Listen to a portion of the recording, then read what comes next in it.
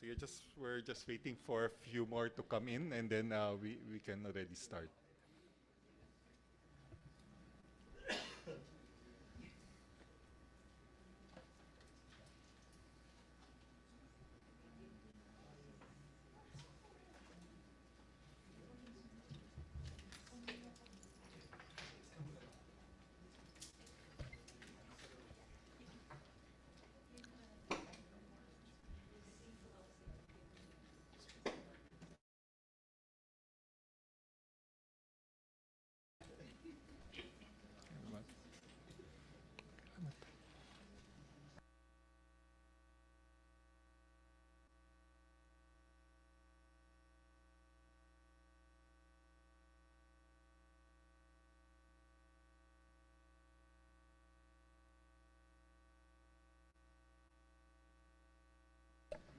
Okay, I think we can already start. No?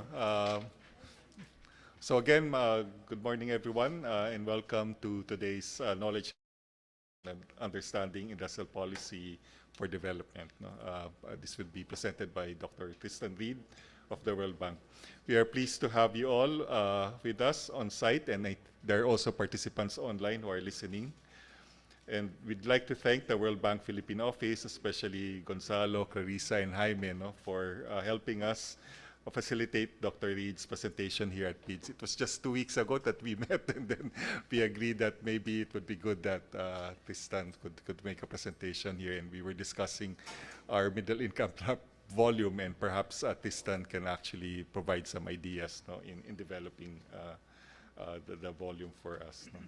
So last Friday, Francis and I went to his presentation with that was organized by the Department of Trade and Industry and the World Bank. Mainly, I think there were private sector participants, no, who were there. And the discussions focus on improving the macroeconomic and policy environment for industries to become more competitive in the country. So we know that the discussions, as also highlighted last Friday, the discussion is very timely. Even before the Middle East crisis and the increase in oil prices, the Philippine economy has been showing signs of slower growth. And therefore, these developments highlight the urgency of strengthening the country's industrial base, improving productivity, encouraging investments, and helping industries move to higher value. And at a time when countries are dealing with geopolitical uncertainty, supply chain disruptions, technological change, and rising energy costs, industrial policy is once again been an important development issue. We therefore thank the World Bank, Dr. Reed, and his co-authors for contributing to this important conversation and helping us to think about more carefully about policies and institutions that support long-term economic development. We'd like to thank also our fellows and research staff for participating in this session. Again, so this session hopefully will also inform the work that we are undertaking, in various research areas, in industry services and the like.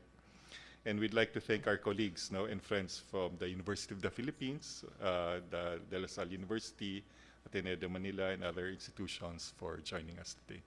So without further ado, I'd like to welcome Dr. Tristan Reed. Thank you very much.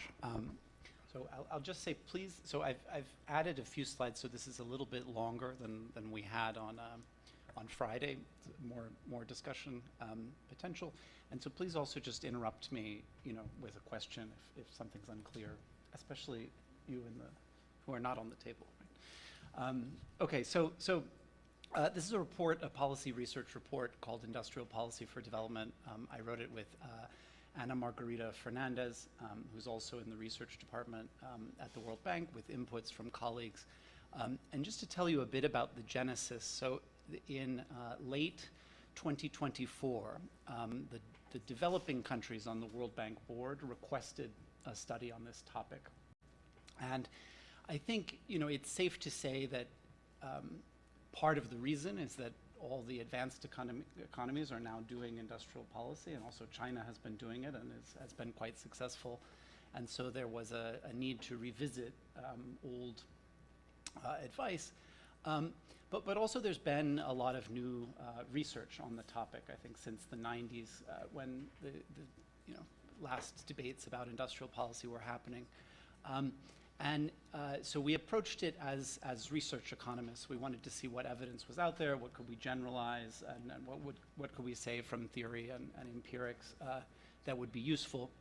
And I'll also say that we really had no pressure to come to any conclusion. I mean, I was somewhat surprised by that, but no one is wedded to the old model where you recommend against industrial policy. I mean, people are skeptical, but no one is defending that. But at the same time, no one is saying that all economies should be doing, and I guess our reports concluded that every country should look at industrial policy in their toolkit, but that wasn't a message that we had, at the beginning. So just some beginning comments.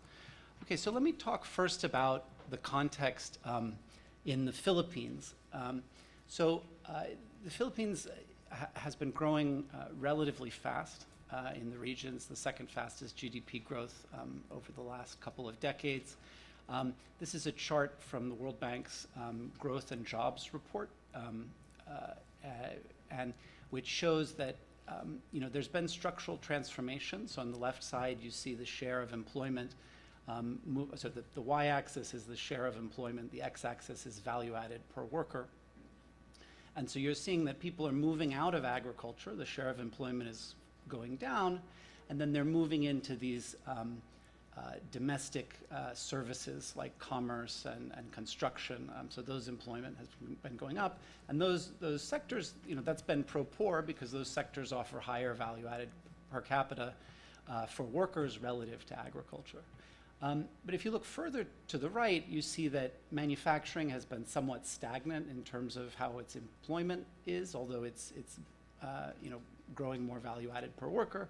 Similarly for mining and utilities, and this innovator services, which is IT BPO, BPM, has been the sort of one very high value added sector that was also gaining a lot of employment share. So today, I think the question is, as we see potential headwinds for IT BPO with automation and AI, as manufacturing has been stagnating in terms of employment, are there other ways to create middle-class jobs, so high value-added per worker jobs outside of these sectors? And then the obvious question is what role for industrial policy that targets specific sectors? And we have, I want you to keep these questions in the back of your mind. So here's the report. So that's the cover. If you notice that cover references the East Asian Miracle Report in 1993, which talked about similar issues. And today I want to go through 4 key questions that are chapters of the report, actually. So the first is, what is industrial policy? I just want to define it and show you how countries are using it around the world. I think that the framework there is one of the important contributions of the report. Second, we'll talk about how to do industrial policy. So I have case studies from different industrial policy tools and advice on how to use those. And you'll see in the report we have these principles of practice for 15 different industrial policy tools. So you can really get quite detailed depending on what you're doing. Third, I'll talk a bit about this question, which is, I think, the hardest, which is what activities to target. We'll look at Tatak Pinoy in particular and some statistics about the sectors that are targeted there. And then finally, I want to speak a bit about institutions and the roles of different government agencies in the program. So, okay, so what is industrial policy? These are summaries for you to read if you're reading the slides, so I'm just going to jump through. But you can read that if you get the slides distributed, which I think we'll share them afterward. Okay, so what is industrial policy? We define it not in terms of a tool that you use, so it's not necessarily tariffs or subsidy. It's just any government action that's targeting a strategic business activity. So this is, and this is quite broad. So by industrial, we mean not just manufacturing, Any activity can be strategic, agriculture, critical minerals, skilled services, creative services, tourism. And a business activity is not just an industry, but it can mean performing a particular task or producing a particular product. So if you're doing export horticulture, you may not want to just be boxing the vegetables, but you might want to also be doing research and development to develop new varieties or last longer. Assembly of automobiles, testing of automobiles, design of automobiles. Those could be different tasks within the same sector. And we'll get back to that, especially if you're thinking about a sector where you already have a revealed comparative advantage, like semiconductors. You want to think about what are the higher value tasks, not just the different products. And then strategic just means that you've decided one activity is more important than another. So this is rather than the, let's say, agnostic economy-wide approach where you just do everything at a macro level. Here you're saying, no, I want this sector, say semiconductors, to grow faster than others, or at least have different costs.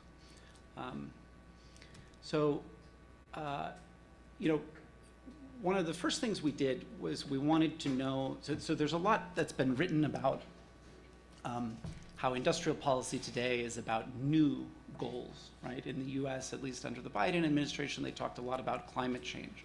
Now the discussion is on national security or supply chain resilience. So we wanted to know what World Bank client countries were concerned about. So we asked all of our World Bank country economists, who are the main counterparts for the finance ministries. Gonzalo is that person here in the Philippines. We asked them about 2 years ago, were you asked about industrial policy in the last year? And then what was the motivation? Overwhelmingly, 80% of economists had been asked about industrial policy, but what's even more interesting is the motivations, which are shown in this chart. So of the people that had been asked about it, 75%, the motivation was just to create jobs and investment in general. An additional 19% had a sort of specific view about, we want to import, substitute for imports, or we want to expand our exports. But very, very few were interested in these, so-called new goals of national security, climate change, geopolitics, and resilience.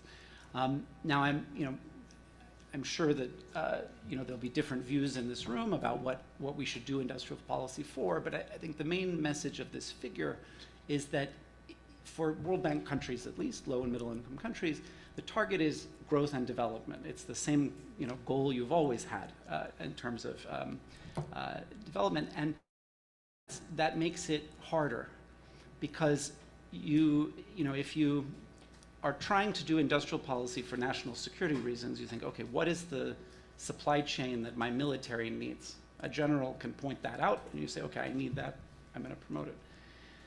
But development is more difficult. You have to figure out how is your comparative advantage evolving over time, and so you face a lot of different challenges. So that's something we'll discuss later in the how to pick activities. With this picture, I want to then say that a lot of the analysis on industrial policy so far has emphasized that it's actually the high-income countries today that are doing most of it. And that's a little bit of an artifact of the data set that's used for that, which is called the Global Trade Alert, which only covers 73 countries, and in which there's a very high correlation between the GDP of a country and the number of policies it's announcing. So we thought there might be some selection issues, so we wanted to look at different data sets that might give a different picture. So I'm going to show you 3 pieces of evidence that suggests that actually today developing countries are focusing more on industrial policy relative to high-income countries. So the first is this figure.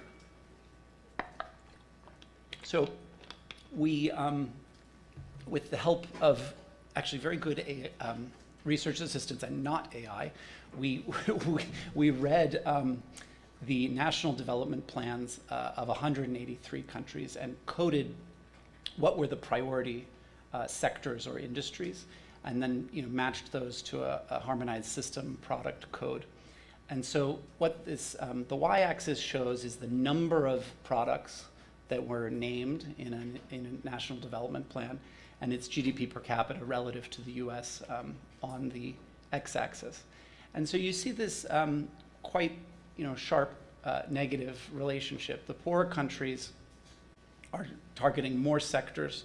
The rich countries, which have the capabilities to do most things already, have narrower priorities.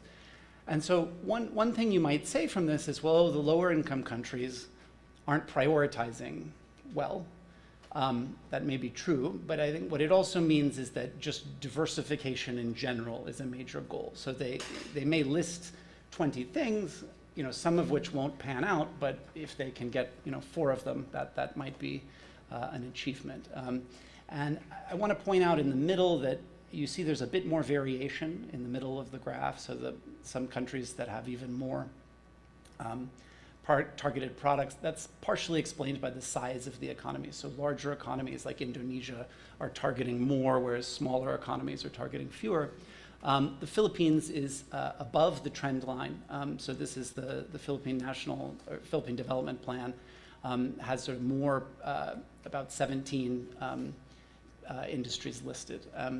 So that may suggest that sort of for the Philippines, a little more prioritization could be valuable. And I think the Tatak Pinoy goes a bit in that direction with its 9 sectors. Okay, so the second chart is a just more classic measure of industrial policy, which is the tariff rate. So if you have a high tariff, you're protecting your local firms from import competition. On the left panel, there's the average tariff by countries in the group, and we see here this very clear pattern that the lower income countries have higher tariffs, so they are engaged in more protection. Now, one thing you might say is that, well, that's for revenue purposes. You haven't got your corporate income tax yield as high as you'd like, and so you're still tariffing imports, which is easier at the customs authority. So then we turn to test that hypothesis. We look at the right panel, which is the average standard deviation of tariff rates across products within countries. And so what that's showing you is that actually the middle income countries, and particularly lower middle income, and I believe though Philippines is growing quickly, it's I think in this group, in this sample, you see actually higher variance in tariff rates. So that suggests that there is some strategic protection of some sectors relative to another.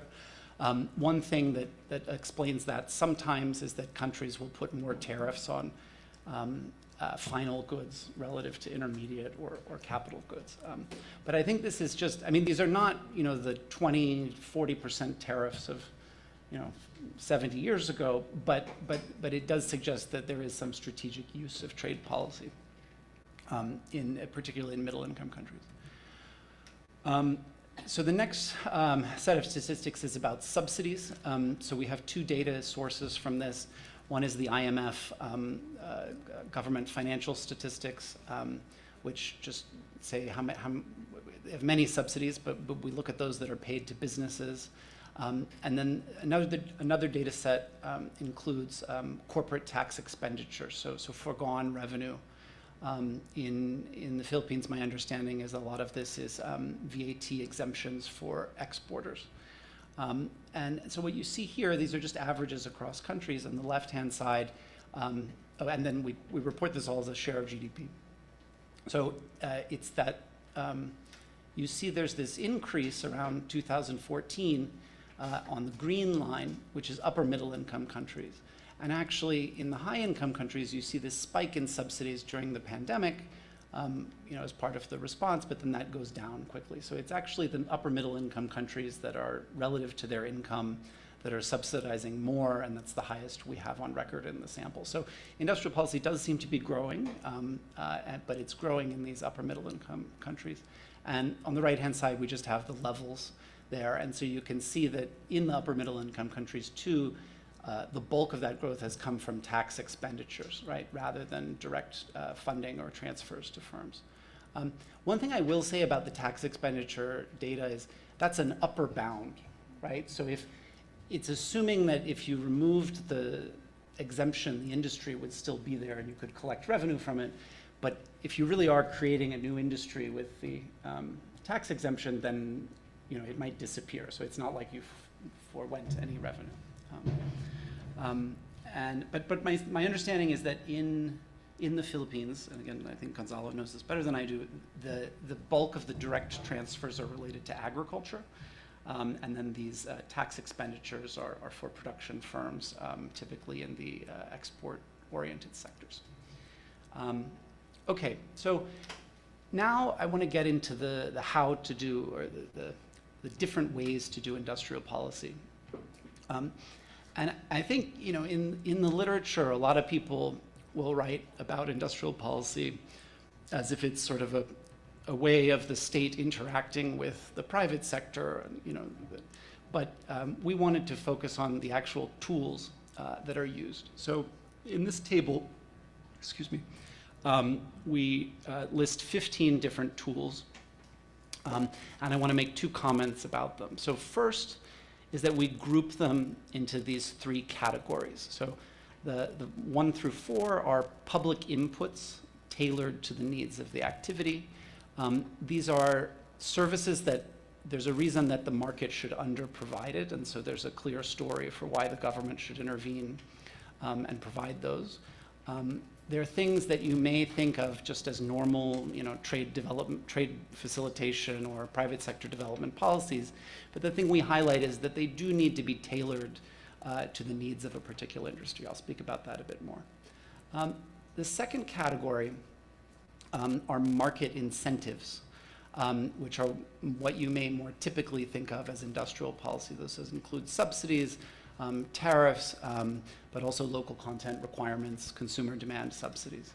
And then finally, are macro interventions. So these are very broad interventions like a competitive exchange rate devaluation, but also like a research and development tax credit, which isn't targeted necessarily to a specific problem or a specific firm. It's just available to all firms in the economy.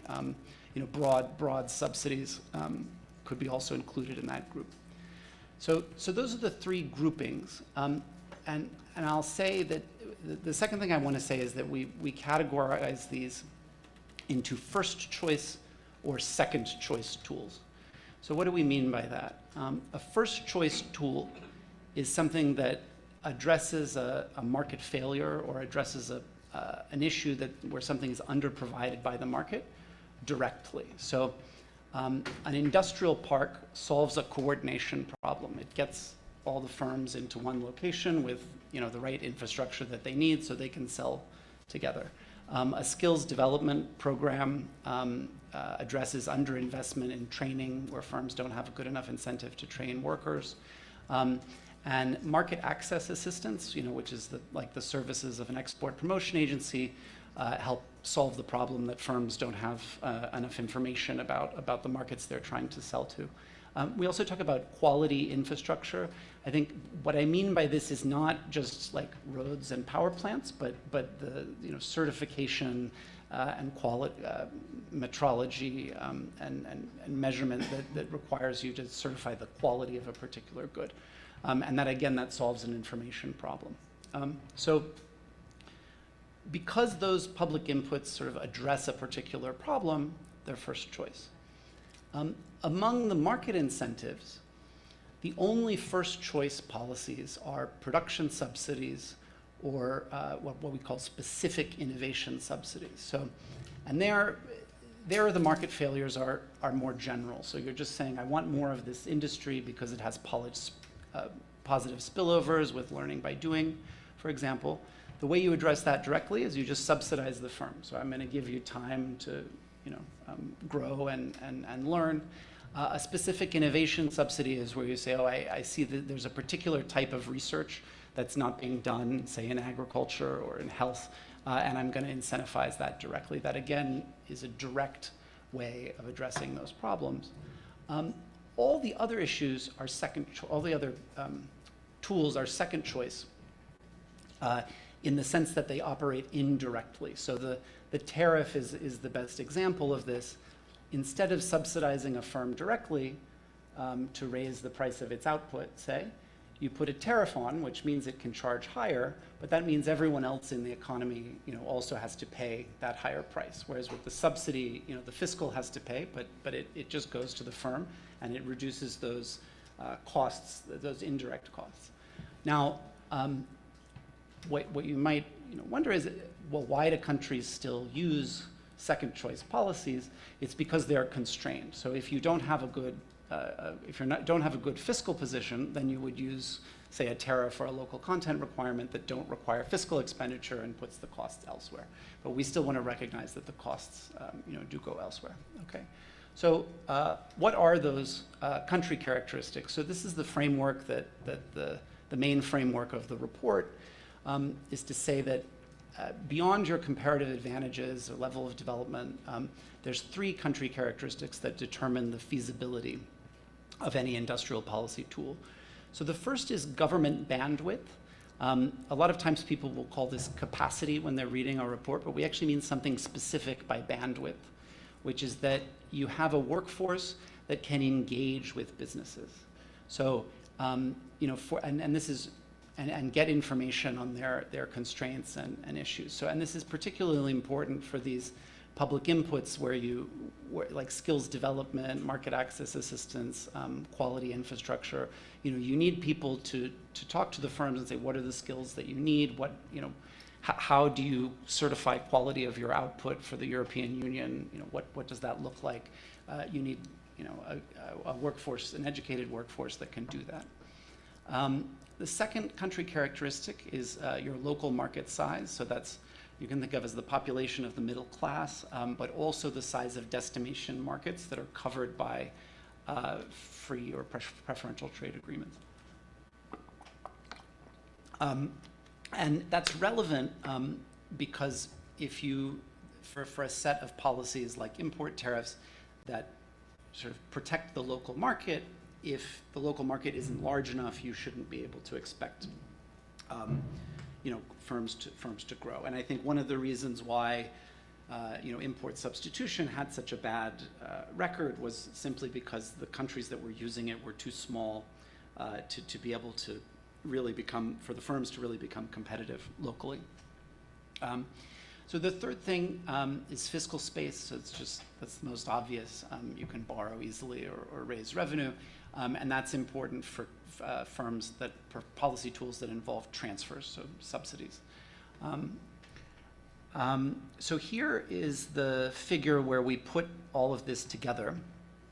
So on the 3 left columns, you can see the country characteristics. So you can have small or large government bandwidth, small or large market size, small or large fiscal space. And then, as you get more and more of these characteristics, you're able to do more in terms of industrial policy. So it's helpful to start, at the top left-hand corner. So for a country that doesn't have bandwidth, doesn't have market size, doesn't have fiscal space, what can it do? We emphasize that the first choice policy it can do is an industrial park, right? So you can create zones. You can give infrastructure. We emphasize these don't have to be special economic zones, right, that have different tax regimes, or even, maybe a one-stop shop, for regulatory issues would be helpful. But it's really just the point that, you're coordinating people and you're giving them what they need. And also, especially if firms are selling to inputs to one another, you can get them all in the same location. One thing a criticism people made of this chart is they said, oh, well, you're just telling, the developing countries that they can't do anything because they don't have these country characteristics. That's not true. If you don't have any of these characteristics, you can still devalue your exchange rate. You just need capacity in the central bank. You don't need big capacity to do that. And similarly, a commodity export ban, which you've seen in Indonesia, that's another thing which can be administered relatively easily from the. I'm not saying I'm advising these things. I'm just saying that you can experiment with them. But that is also easy to implement, right? It's just the customs or the trade. At the port, you say you can't export this good. Okay, so the next category is to say, well, when you have a little bit of government bandwidth, then you can start doing these these public inputs, so skills development, market access assistance, quality infrastructure. And so that's, again, those are available to most all countries as long as you have a little bit of bandwidth in the government. On the third row, you see what you gain if you get local market size. There you can do import tariffs, local content requirements, and this tech transfer quid pro quo, where you say if you want to invest in my country, you have to do a joint venture with my local firms and transfer the tech. It's something China did, which I'll talk about. But I think the key thing to observe there is that when you have a local market size, you only are getting access to these second choice policies, right? You'd rather do something different than these, maybe if you had fiscal space. So on the final row, you see when you have all three, when you have fiscal space comes in, that's where a lot of additional work comes in. I want to just, those are all subsidies there. There is one I want to highlight that we put in that box is public procurement, right? So you may, this comes up a lot in pharmaceuticals actually, where so the government is buying a lot of pharma, it has a buy local rule. That may be an area where there's, ability to say, hey, I'll talk about it, but we want you to innovate more if in exchange for this procurement contract. But that will require fiscal space if the buying local is more expensive. So I was talking to the Saudi Arabian government, and they have exactly this issue. They buy about 40% of their pharmaceuticals locally, but they're much more expensive than they could import from Jordan. So doing that, now in the long run, it may be cheaper, right, if you get them to innovate, but that's a separate question. Okay, and I just the caveat on the bottom is that, so these are all country characteristics. Obviously, the industry characteristics, so your comparative advantage and the market size and potential are also going to shape the feasibility of any particular tool, but that's at the industry level. Okay, so in the East Asian Miracle Report in 1993, the authors admitted that some selective industrial policy interventions may have worked in Korea and Japan. But the report concluded that those countries have such an idiosyncratic culture, history, and politics, was the quote, that it would not be replicable elsewhere. And so for that reason, other countries shouldn't try. One of the messages of our report is that I think that that claim is outdated. Why? Because countries have improved significantly in terms of these three country characteristics across the world. So I'm not talking about the Philippines here, just countries in general. So in terms of government bandwidth, you now have a lot of these independent agencies like investment promotion agencies, cluster initiatives with public-private dialogue, and the staff in these agencies give you extra bandwidth to interact with the private sector in addition to the line ministries like DTI. I think that this organization, PIDS, is perhaps one such new agent. How long have you been around? Quite long. Okay. So, but that's what we're thinking, right? Is it's not just the trade ministry. Local market sizes are also larger, so middle classes have grown.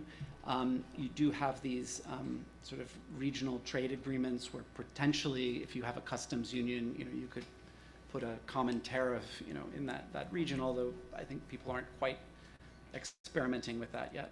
And then fiscal space also may be larger. So I know that in the Philippines there are challenges with debt and so forth, but in countries generally, tax revenue to GDP is increasing as you gain income.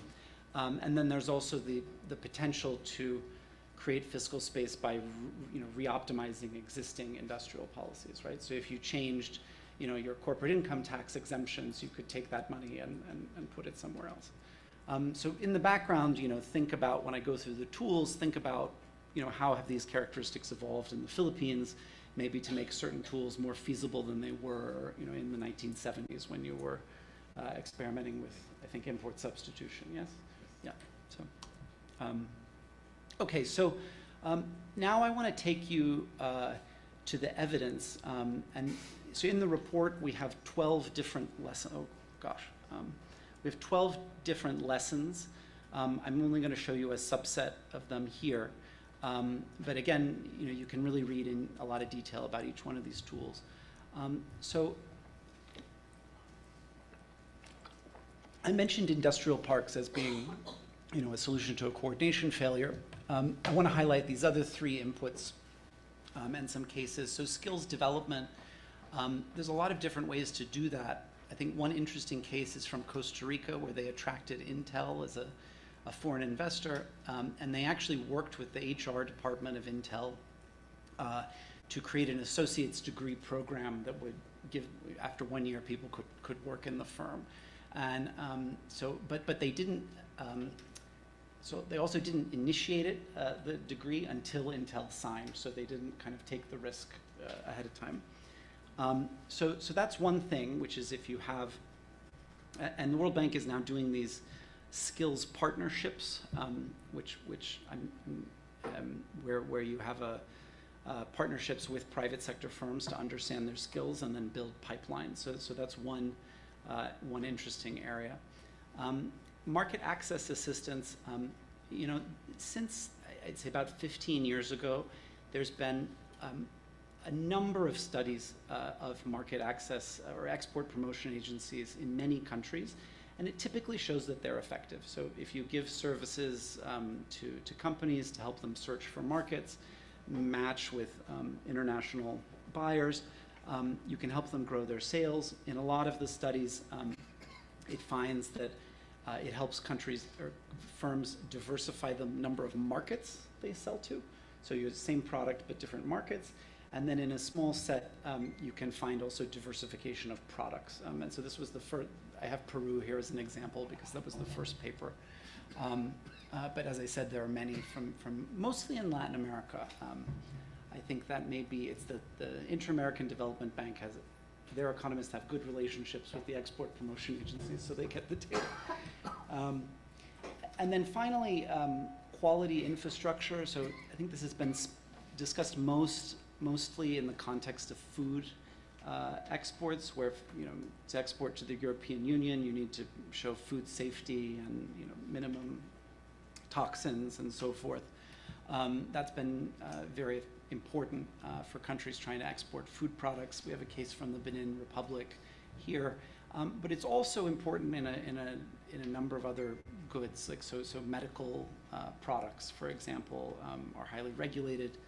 We have a fact was cited, I think, in the meeting on Friday that in Pakistan it costs about $200,000 a year for firms to just stay certified for the market. So that's something where, if firms do have an export opportunity, there could be a role for government there in subsidizing them to use this.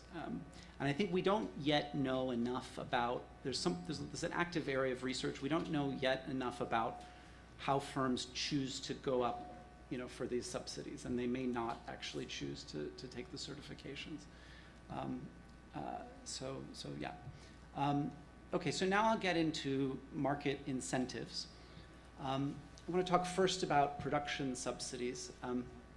One of our message is that it's best to tie these to sales, so pay some amount of money as a percentage of sales rather than costs or profits, and paying it as a share of profits is a corporate income tax exemption, which is what most countries use.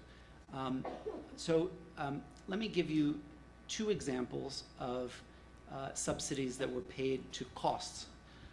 So in Korea, in the famous heavy and chemical industry, there they actually guaranteed foreign loans to purchase capital equipment and build these turnkey factories.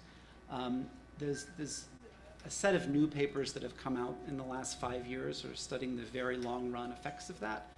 And they show that, for the first 10, 12 years, all these subsidies did was just help firms accumulate capital.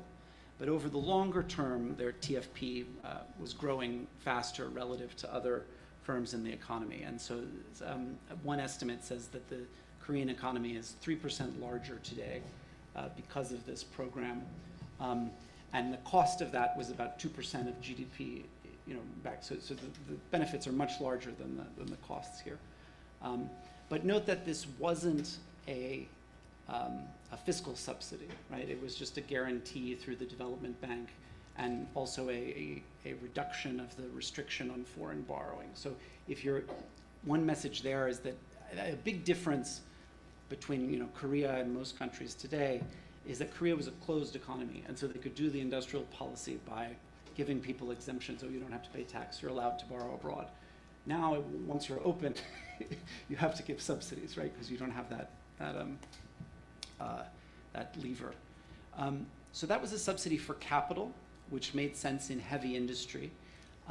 But in other industries which are more labor intensive, you may want to subsidize labor, and in particular, if human capital is important and you want individuals to invest in their own human capital, subsidizing labor can be useful. So the example of that is Romania, where they had for about 20 years a payroll tax exemption for anyone working in the software development industry.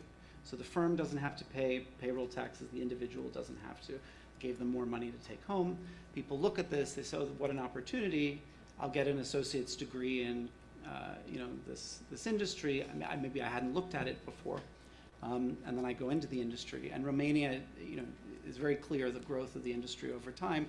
Romania is a major hub for outsourcing of software development today. So the point there is that if you're going to subsidize costs, you want to think about where is the underinvestment. Is it in capital, foreign technology that's unfamiliar, or is it at the individual level? But now, as I said, another alternative is that you subsidize production, so output. And there's a study from the United States that shows that in the wind generation sector, they compare subsidies for just kilowatt hours produced versus subsidies for the capital equipment, and they found that actually productivity grew faster when output was subsidized. And the intuition there is that if you're subsidizing an input or a cost, that means you know that the firms need that cost, right? You know that that's the right equipment the firm needs.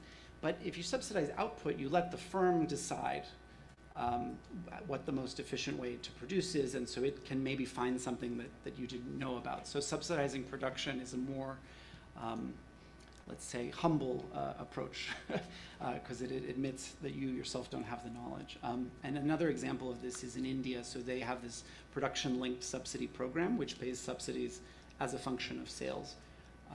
And so they've absorbed this lesson. I will say that I know the Philippines has a lot of corporate income tax holidays. If you have those, and I'd be interested to talk about this, you want to make sure that there are conditionalities. So it's not just free for 5 years, but you get it only if you're making an investment or growing sales by a certain amount. So, and the reason countries do corporate income tax exemptions is because you don't need the tax authority to collect new data, right, on costs or revenue. So if you add in a conditionality, you can help get around that problem. Sorry. Yes. Sorry, can you just speak loud? Yeah. Closer to the mic. Sorry, I think we have some online participants are asking. Yeah, no, I just wanted to mention, right, so that they create more actually allow this dual path, right? So you can choose the ITH, the income tax holiday that is unconditional in a way, or the enhanced deductions that is not conditional is not the word, but actually is linked to specific inputs. So I think in that discussion you're presenting, that enhanced deduction regime it would be superior from a good practice of industrial policy. Yet it's been very challenging actually to get firms to move into that regime. Just wanted to make that comment and bring it to this context. Yeah, thanks. Yeah, and so there's a lot of detail on this in the report you can find too. So let me go. Yeah, okay. I'm about halfway through. I'm going a bit. Do you want to have some discussion afterwards, or? I think just okay, I'll just keep going. Okay, so all right. So I want to talk about these specific innovation subsidies. So we have two examples from Brazil that I think are very interesting. So one is this program called Embrapa, which was or still is, a agricultural research organization, and it targeted grants for research to sort of priority staple crops in the country, but also specifically local climactic zones where there wasn't a lot of research internationally. So US researchers are focused on corn in Kansas. This was focusing on soya in the Brazilian context. So in that case, there was a very strong argument that this wasn't something that wasn't being provided by the market, and it also wasn't being provided by governments in other countries. There's a recent study finds that it's highly efficient, so the benefits are 17 times cost, and this played a role in Brazil moving from a net importer of foods to now a powerhouse of agricultural exports. They really did build a comparative advantage out of this. So the key thing there is that they identified sort of a specific thing where the market wasn't providing enough research. And so you might say, I keep using this example, but like, water transportation in the Philippines is something that, you need a lot of, but other countries might not be doing research on. The second example is this organization called FINEP, where they work with universities to evaluate grants for research in private firms. It's interesting to read, there were two separate versions of the evaluation of this. So the first was quite negative, because it showed that the firms that received the grants did have patents in the local economy, but those patents were not ultimately cited very much abroad. So the idea was that they're not really pushing the global technological frontier. But then they got more data and they said, okay, these patents are not cited abroad, but they cite foreign patents and they coincide with the imports of new machinery at the firm level. So they're using this money to import new machinery and adapt it to the local technology, and those patents locally were about adaptation. So I think the point here is that if you're a middle-income country like Brazil, a lot of innovation could still be embodied in understanding how to use new technology from abroad. And that may be something that the government might want to play a role in subsidizing if firms, they don't have information, they don't have incentives to adapt. I should say also that Brazil is a little bit of a protected economy still, so some of this result may come from the fact that it's still quite expensive to import. There are tariffs on imported technology, and so they're using the grants to get around that. So in that case, it's sort of an adaptation to the other industrial policies they have. But so here, one thing I would think about is where do you think the opportunities for innovation in the Philippine economy are? Where are those? But also, where are firms going to be held back because they don't have the incentive to do that kind of either general research, like in the agriculture example, or in adopting new technologies, like in the FINEP example. Okay, so I want to raise something here about procurement, because I learned that in Tatak Pinoy that is something in pharmaceuticals that's being discussed. I think one thing that's interesting is, so there's a lot of research now on what happens to firms when they get contracts with the government. This study from Kenya found that 4 years after the first procurement, firms are larger, so they employ more people. Perhaps that's not surprising, but they also grow in productivity. So they're getting some growth benefit from the procurement, and it lasts over time. And they say in this paper, actually getting a contract from the government is comparable to your first contract trading with a multinational. So that's another way we think people learn. So I don't know if the Philippine government is the same as the Kenyan government, but that suggests that there can be real impacts just from doing business with the government. And then many like Mariana Mazzucato and Danny Roderick have offered that governments should think more about adding conditionalities to these contracts. So, and this isn't too complicated, right? The contract itself is a conditionality. So you can just add specific requirements to say, you know, the government buys a lot of cement.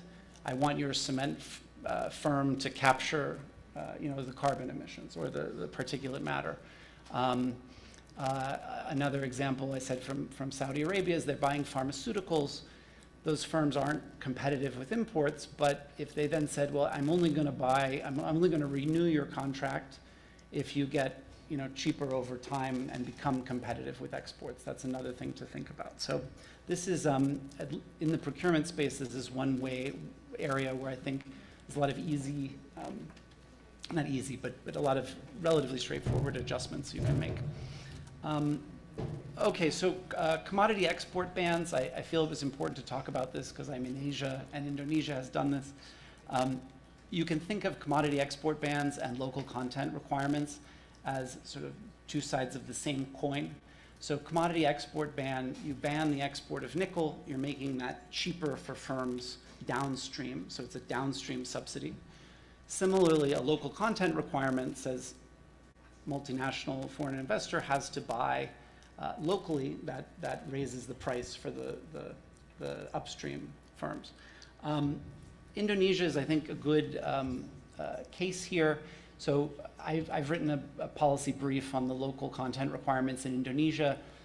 It's clear that they've been successful in a narrow sense. So foreign firms, you know, buy a lot more local content than they did 2 decades ago, and they have more local content in their costs than local firms.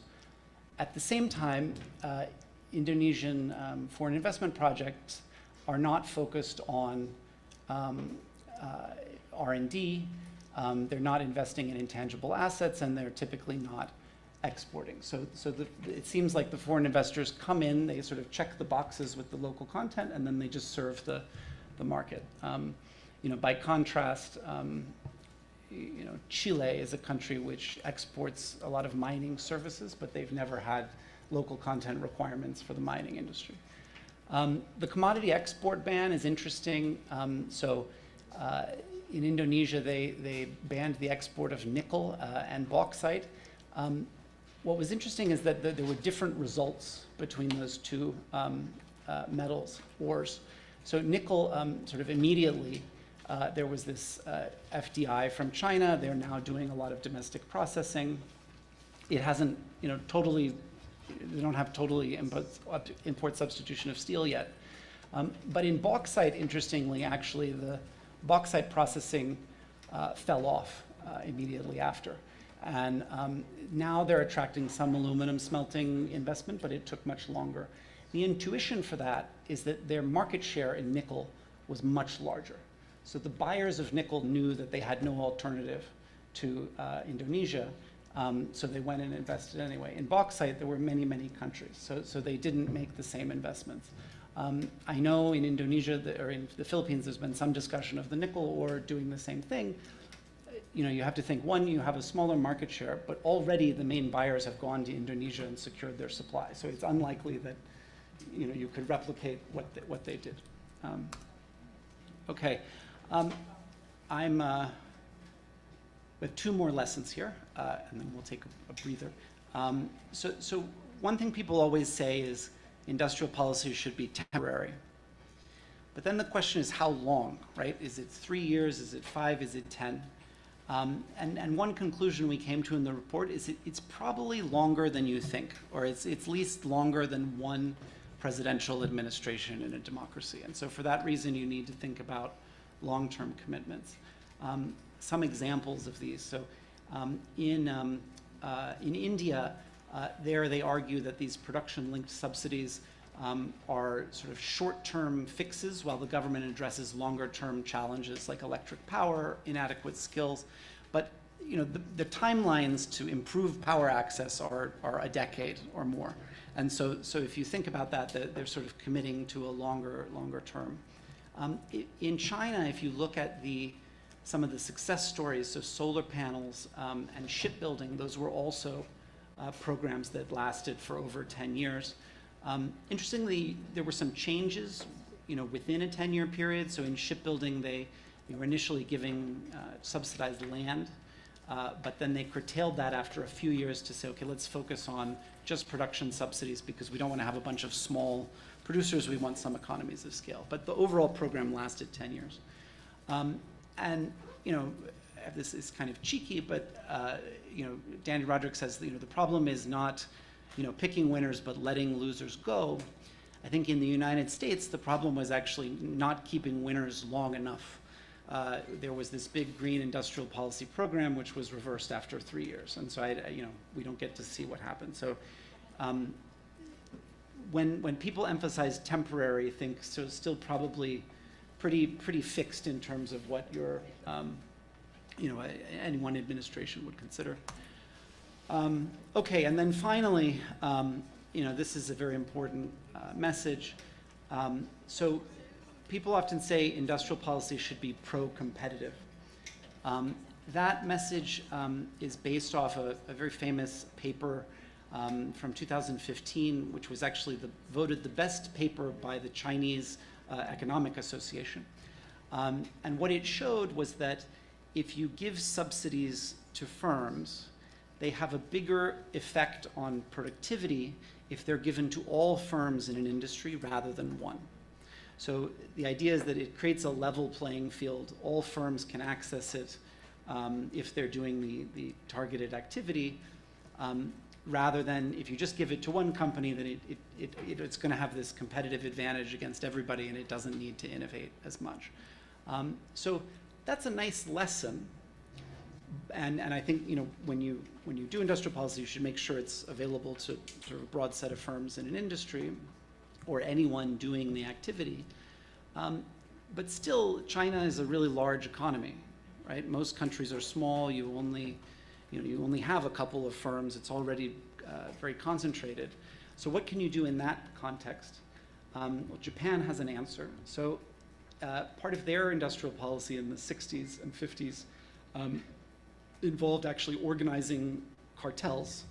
So the firm, they would plan together investment. They would restrict quantities to make sure there wasn't too much competition. Thank you. And so you might think this is bad. But the government at the same time required them to export. So even though the cartel was not competitive domestically, it was still facing international competition. One study shows that their actually margins didn't grow very much when the cartels were formed, which is what you would predict if they didn't face competition. So the message here is that if you want to keep the competitive forces going, you need firms to be exposed to some sort of export competition over time. Okay, phew. We'll now go on to which activities to target. No break, but just a pause. Does anybody have any questions on the tools so far, maybe? Are you sure? Good morning, Tristan. This is from one of our senior research fellow, Dr. Dakoy. She was online a while back, so she has 3 questions. First is, the growth of the Philippine economy is driven by non-tradable sectors, such as retail, construction, and real estate, which are typically dominated by oligarchic conglomerates. What specific sticks can pull capital out of the non-tradables and push it into high-value tradable sectors? Okay. That's the first question. Great. Would you want me to read the Yeah, the 3 next questions is good. Okay. So the next question is, there is an ongoing partnership with US, Japan, and other developed economies on the development of the Luzon Economic Corridor, or LEC, aiming to strengthen connectivity and improve transport and logistics, energy, digital infrastructure, and advanced manufacturing, spanning Subic Bay, Clark, Manila, and Batangas. How can the Philippines implement a unified, credible system of sticks in conditions when their investment and promotion agencies are fragmented or decentralized, like the Philippine Economic Zone Authority, Subic Bay Metropolitan Authority, and the Board of Investments, including the Basis Conversion Development Authority and other different LGUs, can introduce their own regulation in terms of taxation and permits. That's the second. And the third is, still in the national context of the Luzon Economic Corridor and in the context of green industrial policies, should the Philippines focus on digital services, green shipping, logistics, and renewable energy infrastructure, rather than trying to compete in high power intensive, heavy manufacturing sectors where the country faces a disadvantage, such as high electricity rates? So those are the questions from Dr. Dakoy-Goy. Okay.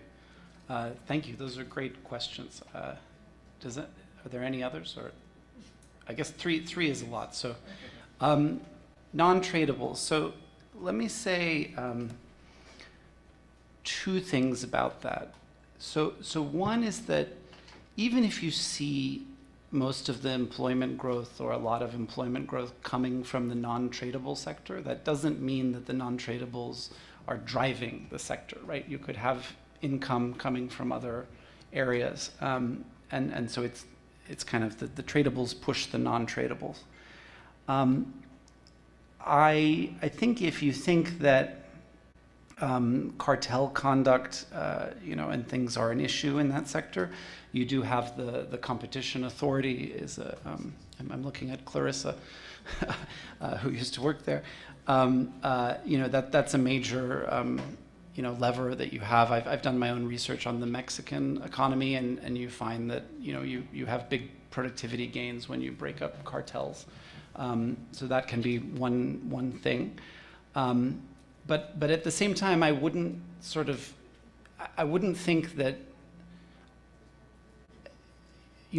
I'll just say, so Danny Roderick wrote an essay last week saying why I'm a manufacturing skeptic. And he says, well, there's no jobs in manufacturing anymore.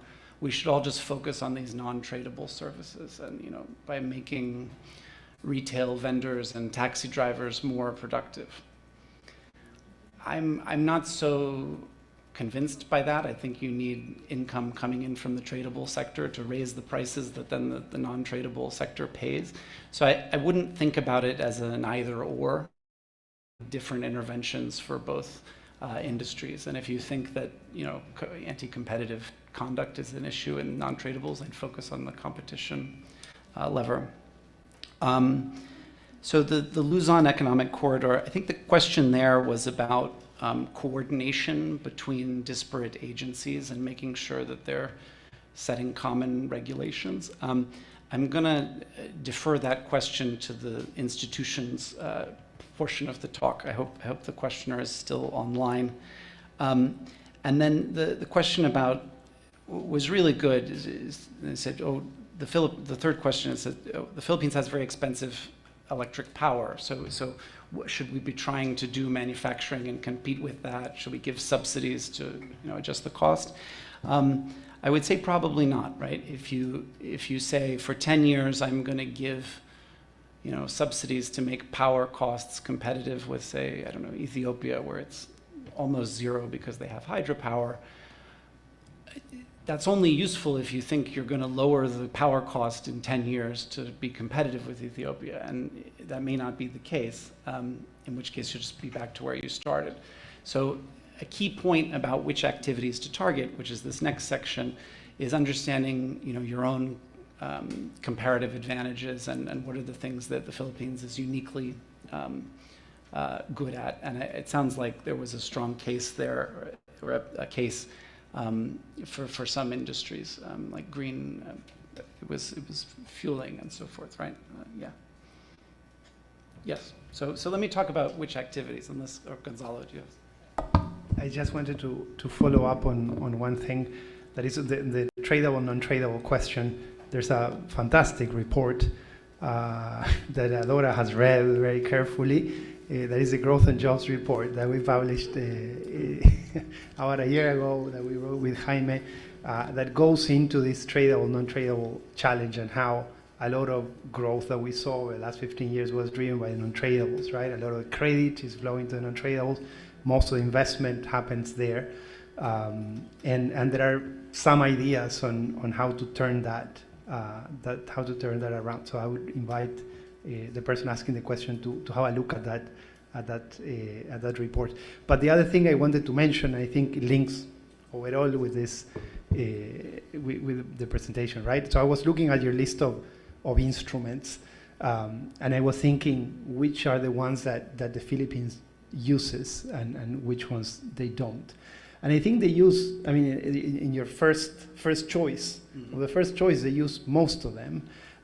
But the challenge is not so much on the use, but it's on how they use it. And I think that question, the second or third question on the fragmentation, right, on investment promotion agencies, highly decentralized, and how that fragmentation reduces impact.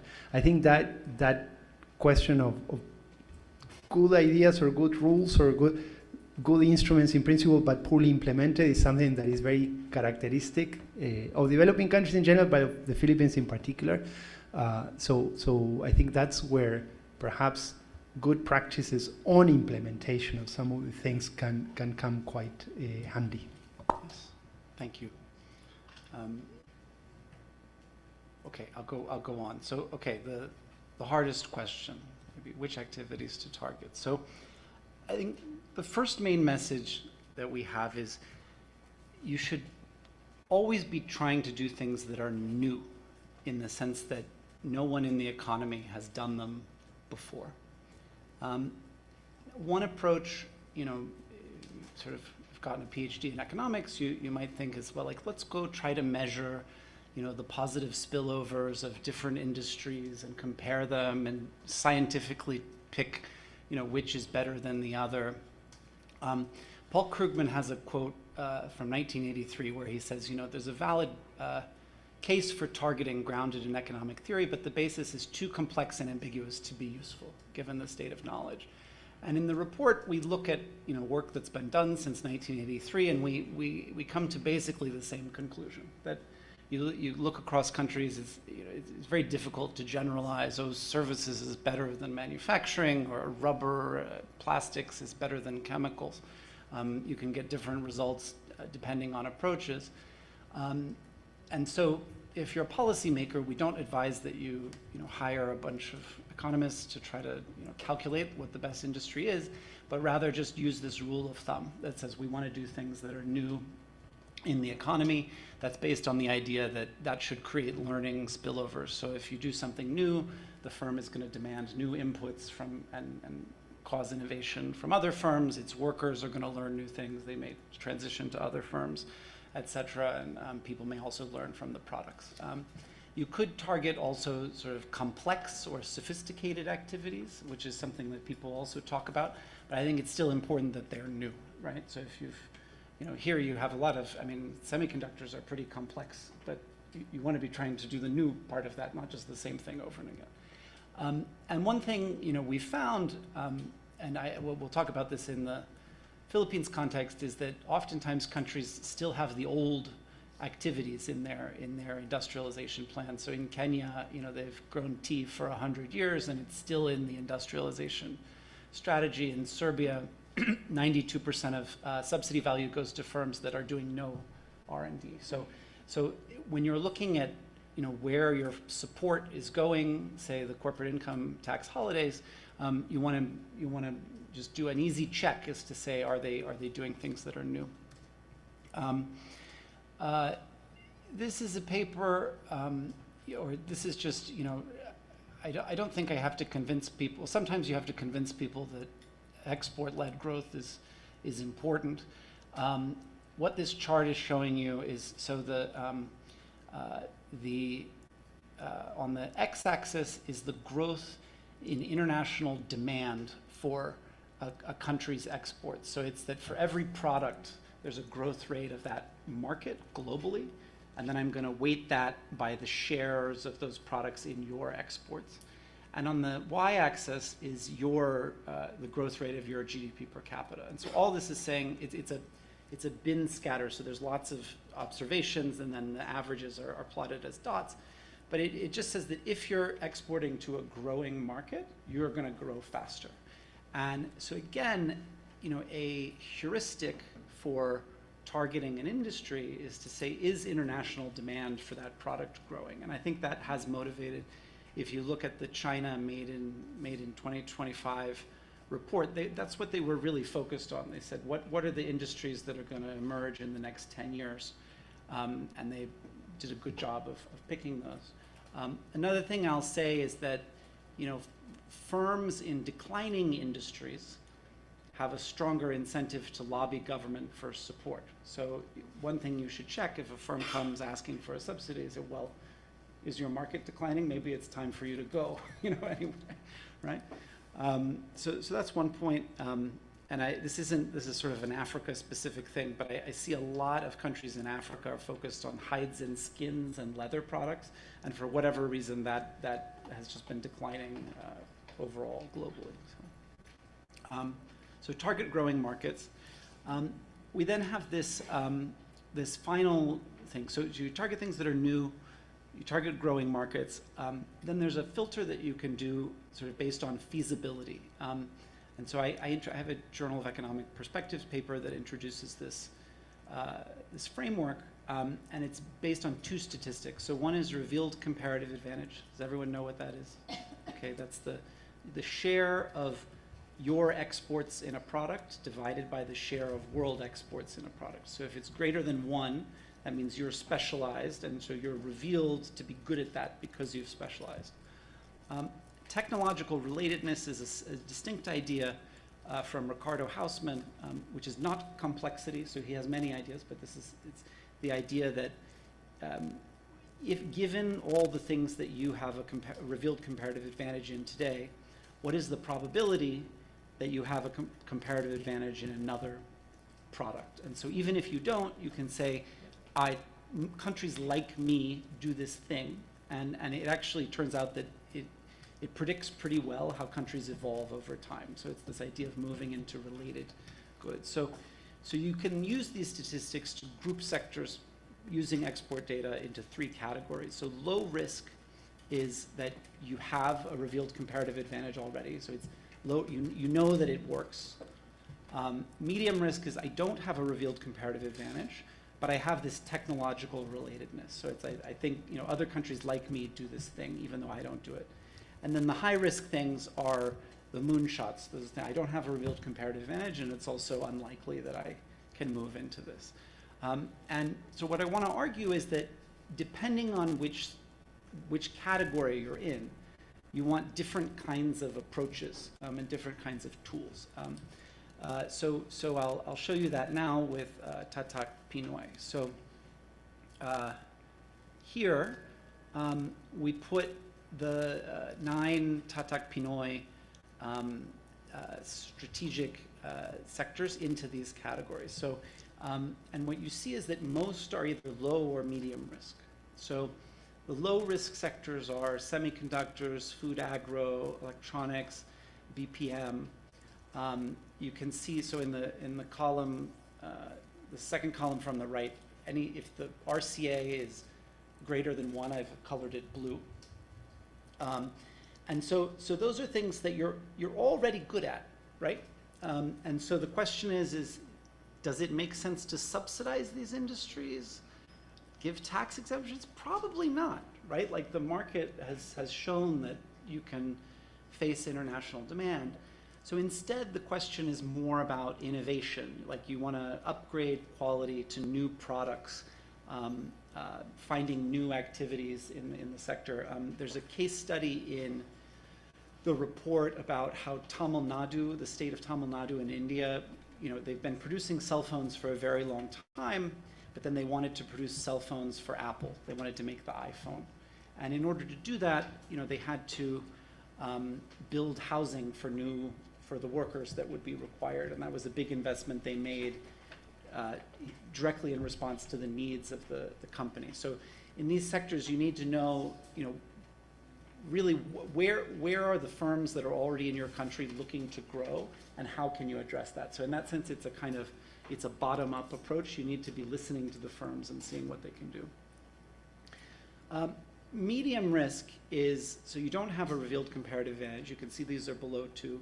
But then this, this technological relatedness, so I've coded those blue if they're above median for products in the country. So each of those says about, for each one of those, there's about, for a country like the Philippines, it's between 15 and 14% chance that that industry will emerge and get a comparative advantage. And what I'd say here is that these are more of the things where you would be doing subsidies. You would be saying, hey, try out this industry for 5-10 years, see where it goes. But I would say you maybe want to, so as opposed to bottom up, it's more top down. You're saying this is something I want, and you have to figure out how to get it and figure out both domestic firms and the foreign investors. I'd say here, I think, you probably want to do a little bit more prioritization. So what is the 1 or 2 big bets? I mean, obviously you can have a portfolio, but it depends on your fiscal space. The one I've left here as high risk is just one with very low comparative advantage, but also below median probability of emerging.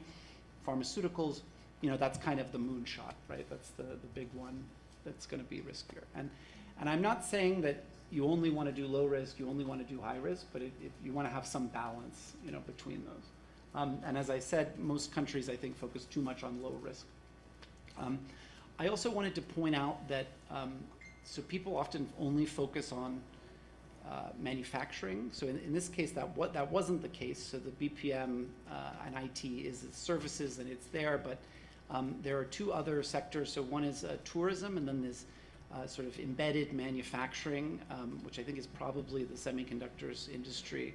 Those are service sectors that could be brought into the discussion. And so this is all just from Comtrade services and goods data. So anyway, that's the analysis of that strategy as an example. Figure out what exactly is the upgrading in the low risk sectors that you want, and then maybe try to prioritize some big bets between medium and high risk. Okay, institutions. So I already told you that there's more bandwidth at implementing agencies today, and so that's a reason why industrial policy could be more replicable.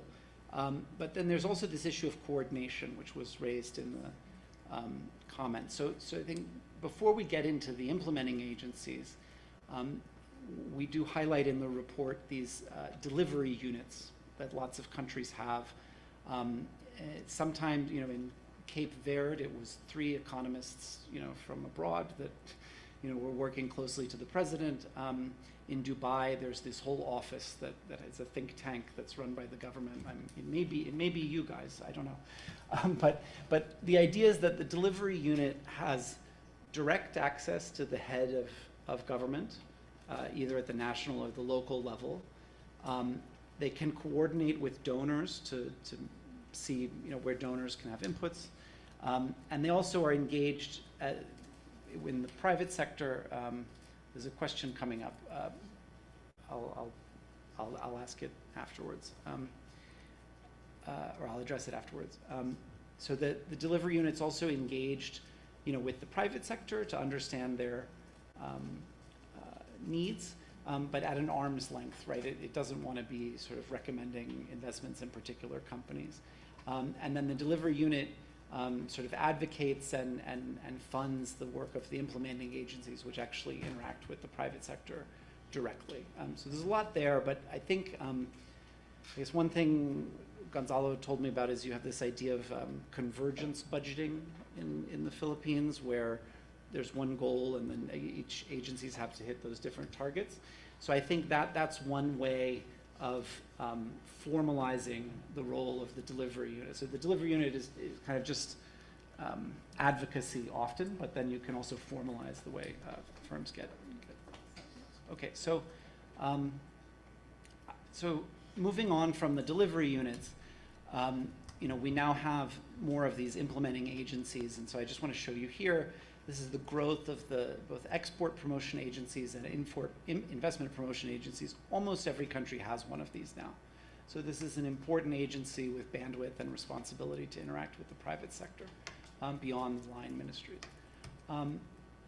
Here, so for these small agencies, you want to think about 3 essential qualities.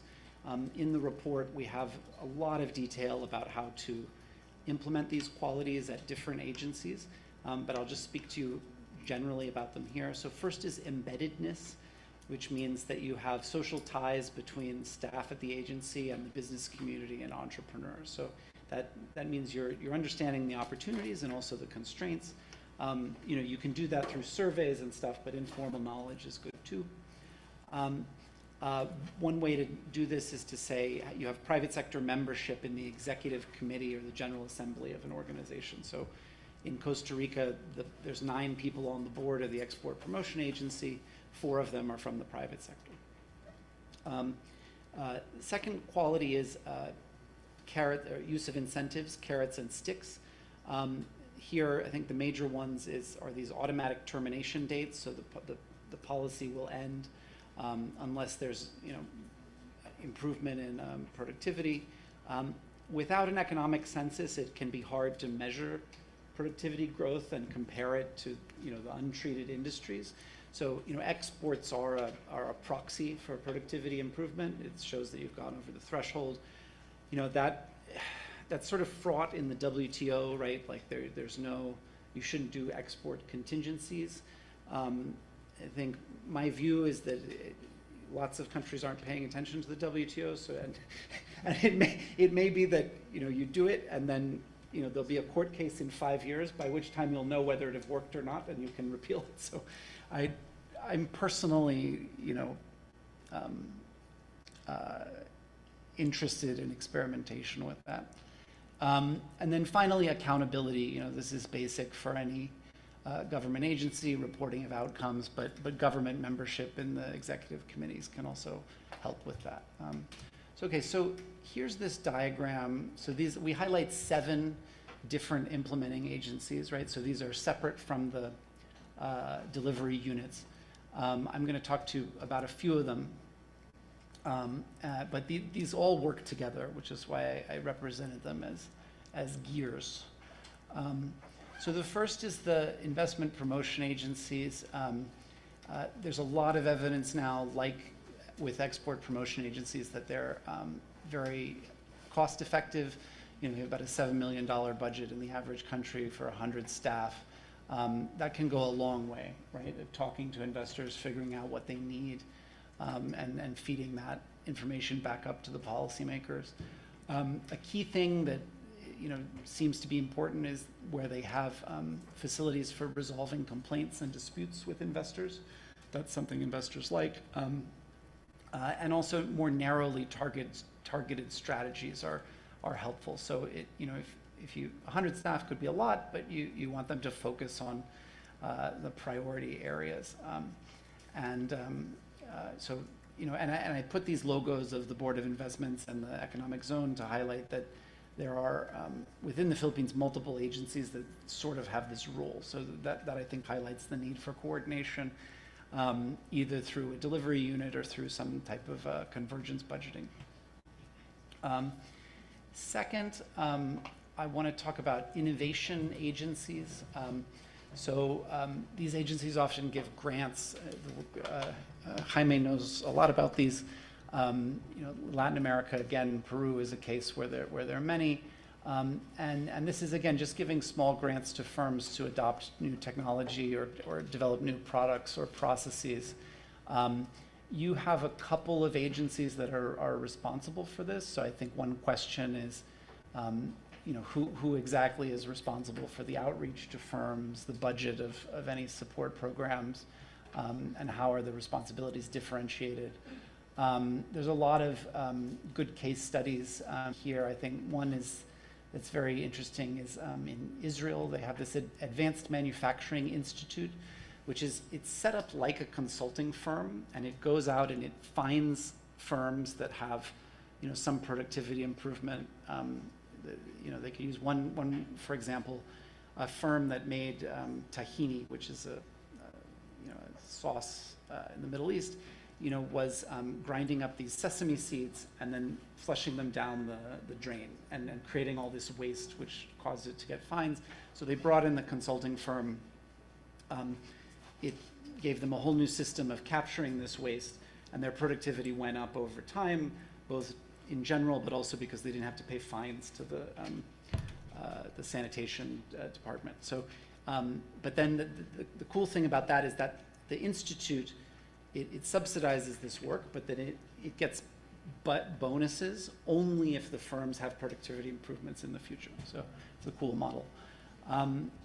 Okay, I want to talk about public-private dialogue. So we talked about embeddedness and understanding the constraints of the private sector. This is going to be very important for tailoring these public inputs.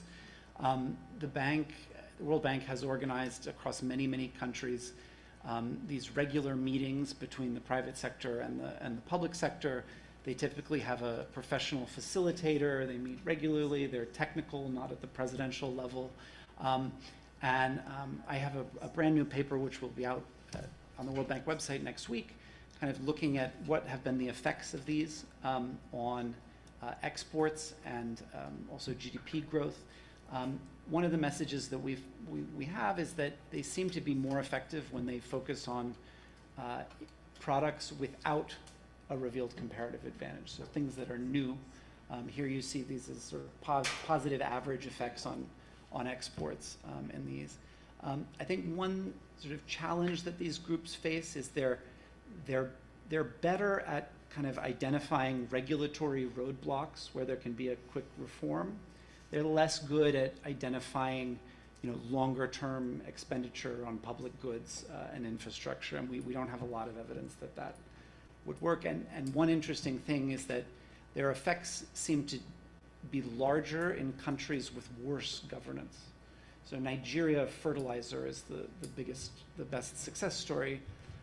How do you rationalize that? Well, in Nigeria, the regulation is screwed up in all the industries. So if you can just focus attention on one, you can figure things out. But as the governance gets better over time, there are fewer of these kind of quick win regulatory reforms that you can do. So anyway, this is something to think about. I don't know if there's an ongoing dialogue in the Philippines, or there may be many. Yeah. And we have experts at the bank that have done this in scores of countries. The final thing I wanted to mention were state-owned enterprises. So I don't personally know a lot about them in the Philippines, but I think you should think of them as an important implementer of industrial policy. They can coordinate across sectors if they're state holding companies. They can, especially if they have different profit targets, they can actually subsidize things. In a lot of countries, certainly in the East Asian growth stories, a lot of entrepreneurship actually comes from large conglomerates because they have the resources and expertise to grow new industries. I think SOEs can play a role.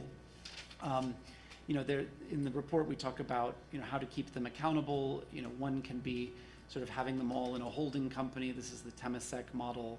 Obviously, reporting on the financial accounts, but also the fiscal costs of anything. So are there fiscal transfers?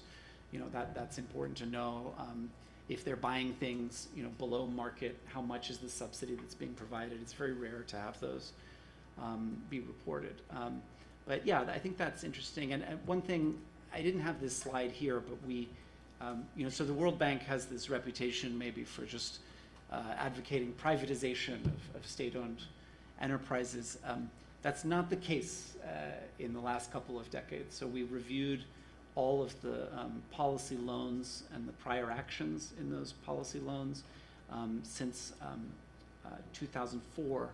And actually, more often than not, the bank is saying, hey, publish more transparent accounts, do meritocratic hiring of directors, have more oversight, but don't privatize the firm. So the bank has taken a more, I think, pragmatic approach to state ownership than it has in the past. Okay, so this is my last slide. To sum everything up, there are 4 I's. you can remember hopefully easily. And this is about how to prioritize industrial policy intervention. So first, keep an emphasis on improving your institutions. You need coordination across these different agencies in order to be effective. You know, in the Japan case, you had the all-powerful Ministry of International Trade and Investment. Everything was centralized in one agency. In most countries, it's fragmented, and you need a way to coordinate them. So, and in addition to institutions, I also mean fundamentals. So keep focused on, you know, schooling, the regulatory environment, you know, the Be Ready statistics, all of the kind of economy-wide stuff that you were doing before. We're not saying that you should, you know, ignore that. Industrial policy is certainly not a silver bullet. And industrial policy will work better when you have better fundamentals. So second, focus on these public inputs. As I said, it's very clear that, you know, there's a case they're not being provided by the market. There's a market failure, and they can also be delivered at relatively low cost, right? So a lot of times people say, oh, you know, to do an industrial zone, I have to spend all this money. Well, actually, no. I mean, you could lease it out to a private developer. Maybe you do spend a lot of money, but you sell the units back to occupants, you know, relatively quickly. If you do it in a desirable area, that will happen. There's a recent World Bank project in Turkey that did that, so the government made back the money pretty quickly. A key thing here is that, so I said that the inputs need to be tailored to the needs of industry, but you also don't want them to be exclusive to an industry. So the famous case here are the bonded warehouses in Bangladesh. So Bangladesh has, right, they produce apparel, but they've always struggled to move out of apparel. One of the key things for the apparel industry are these bonded warehouses where they can import the fabric and threads duty-free. But in principle, any exporter should be able to use those warehouses. The bank did a study, and it found that there were over 300 specific regulations that made it such that only the apparel industry could use this. So even the leather industry, which is the second largest manufacturing export, was not taking advantage of these things. And that was, you know, for political economy reasons. So, you know, even if you're doing something to promote a specific industry, you don't want to make sure, you want to make sure it's not exclusive to the rest. Okay, so suppose you did all the public inputs, you have your good institutions, and they're still not sufficient, then you can think about market incentives. But those are costly, right? Either fiscally, or if they're second choice, they're going to hurt, you know, broader producers in the economy. And if you're doing them, you want to make sure that you can, you know, over time see an improvement so that you don't need to pay them anymore. They can also elicit retaliation. So this is something that a question we got was about how do we respond to, you know, China's competitiveness. I mean, maybe put tariffs on China, but then China will put tariffs on you. So that's actually the big effect of tariffs is often retaliation. So that's something to think about. And then finally, be wary of these macro interventions. You know, they're I think attractive in principle because you feel like you can, you know, shift the whole economy to tradables by devaluing the exchange rate, but that's really hard to manage over time, especially if you have shocks. And then also, you know, broad tax credits like for R&D, broad subsidies, you know, are just not cost effective because they may not translate into the types of innovations that the market's not providing. Okay, that's it. Here's a QR code. You can download the report in full and the different chapters online. Thank you very much. Okay, thank you very much, Tristan, for the presentation. Very interesting, and well, some aspects moves away from what we think the World Bank actually thinks of. So maybe we can now open the floor now for any questions and comments. Well, start with that first. Yeah. Thanks for that, Tristan. So could we go back to Of course. the penultimate slide? Yeah, so number one, so I came here with an open mind, hoping to be disabused of my prejudice against industrial policy. No, I'm not disabused. Because I think your number one is doing a lot of heavy lifting. I think 1, 2, 3, I generally agree with. 4, I'm still sitting on the fence about that. But 1, I think it's able to get away with, embedding a lot in this amorphous term of institutions. Yeah. So you put in government bandwidth and all of this. Putting the right incentives in place and being able to sustain an incentive regime of carrots and sticks is a very huge challenge. And anytime you try to implement performance-based this or that, especially in the policy context of the Philippines, will prove to be very difficult and to a large extent unsustainable. I am not aware of a single case, tell me if I'm wrong, of a substantive performance-based incentive scheme that was not later subverted and turned into legacy rent seeking, right? You name it. In agriculture, it's all over the place. I don't know in other sectors whether that is the case. So given this heavy burden on this need for getting the institutions right, I wonder if the proper policy prescription for the Philippines, maybe not for other countries, but for the Philippines, is to just nail down your fundamentals. Forget about this elaborate, fancy industrial policy. Just forget all that. Fix your fiscal deficit. Because you don't have the policy space to do subsidies and tax expenditure breaks, tax breaks, and so on, if you don't have fiscal space in the first place, right? So get those macroeconomic fundamentals right. Rein in your inflation. Prevent your food prices from blowing up from time to time by opening up your agricultural trade to foreign markets, and so on. So nail down those fundamentals. This is what actually was done for the Aquino administration, to a large extent the Ramos administration, and until the COVID, the Duterte administration.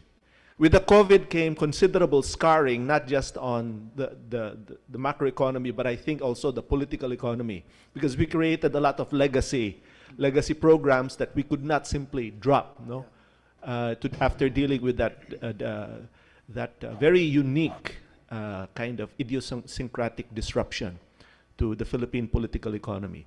So yeah, so that's my reading of the Philippines. Tell me I'm wrong. Thank you. I don't know enough about the Philippines to comment on this context directly, but I'll say 2 things. So one is that in the area of public inputs, I think a lot of what we're talking about is what I call bottom-up industrial policy. So it's you have entrepreneurs, you have foreign investors that are interested, you have enough bandwidth to say, okay, this might work. What exactly do they need, and how can I respond to them? Not with subsidies, but with infrastructure, a park. And I think in the Luzon corridor, we had the U.S. Undersecretary of State here, trying to build that. That's one of those examples, I think, of an opportunity that comes along. And I think, actually, from what I've learned about the BPO story, there was also that process, right? That the government, identified land, or someone was talking about there were empty buildings in the financial district, and they zoned them for BPO.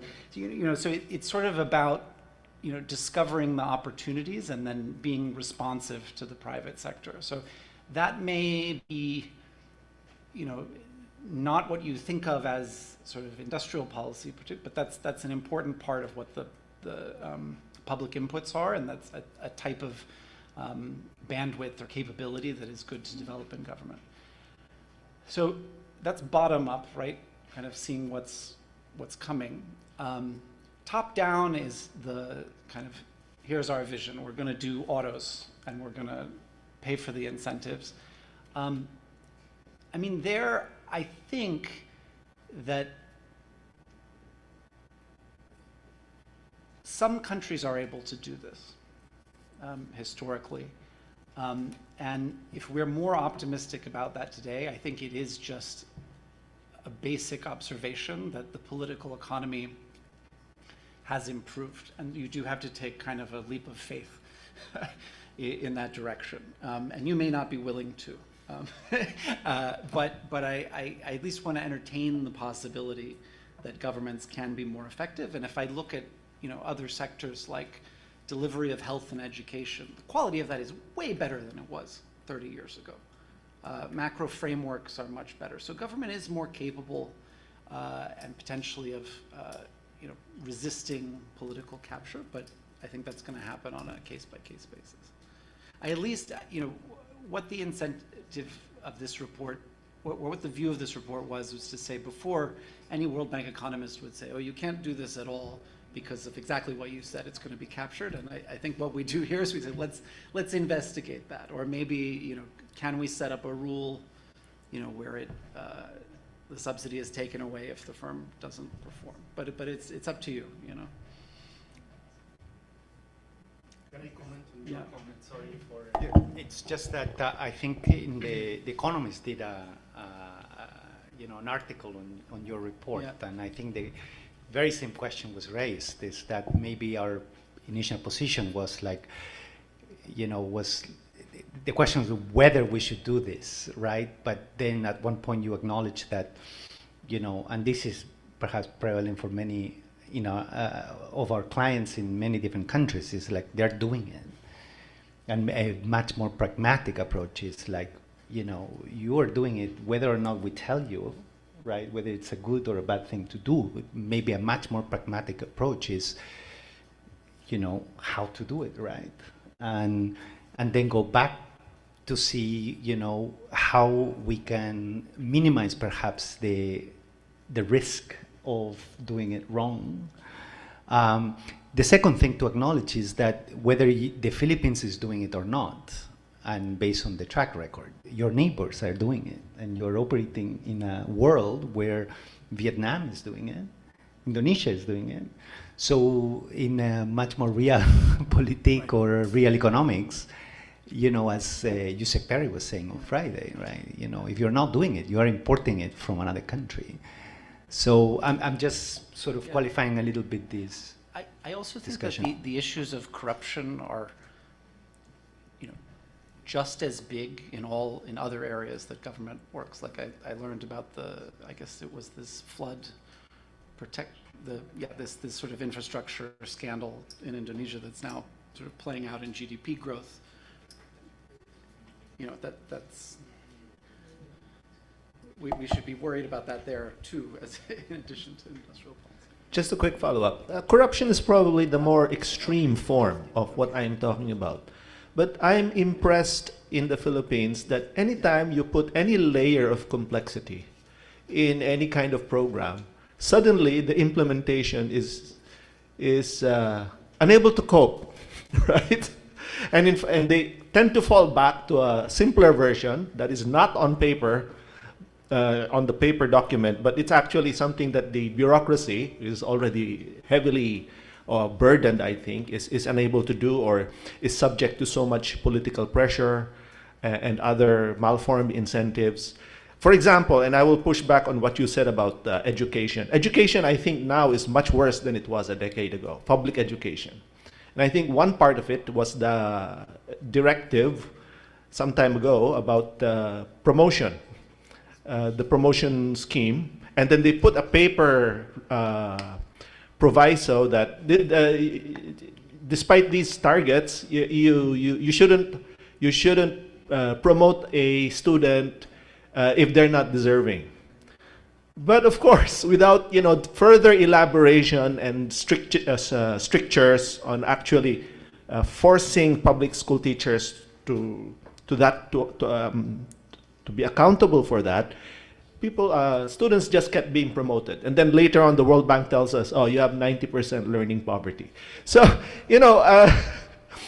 so it's quite impressive how incapable the bureaucracy is, no? So take that as you will. I think this is a very valid perspective. Sorry, I think we originally targeted 12:30, but I don't think we still have much time, and maybe we can do 1:15. I think we need to leave at 1. Okay, sorry.